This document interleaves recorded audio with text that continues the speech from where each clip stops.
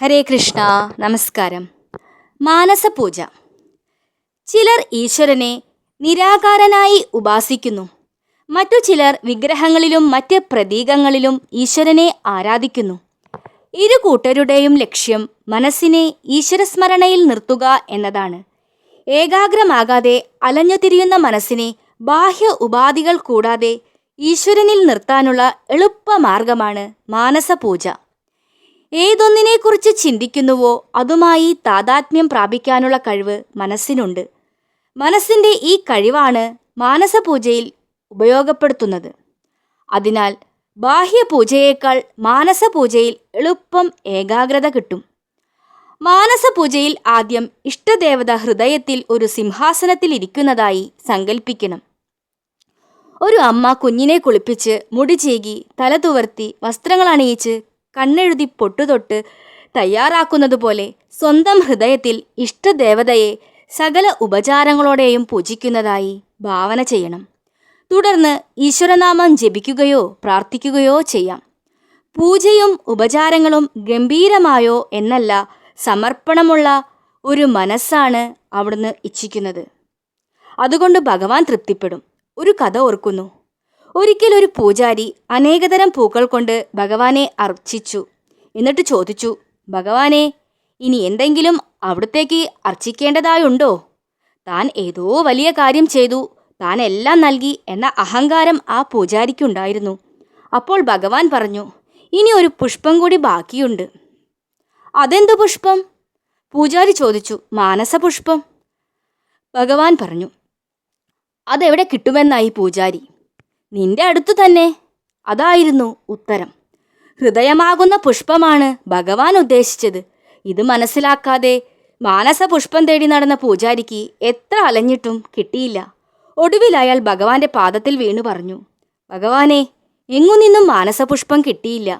ഇനി എൻ്റെ ഹൃദയമേ തരാനുള്ളൂ, അതുകൊണ്ട് തൃപ്തിപ്പെടണേ. അപ്പോൾ ഭഗവാൻ പറഞ്ഞു, ഇതുതന്നെയാണ് ഞാൻ പറഞ്ഞ മാനസപുഷ്പം. നിഷ്കളങ്കതയുടെയും പ്രേമത്തിൻ്റെയും പുഷ്പമാണ് എനിക്ക് ഏറ്റവും പ്രിയമായത്.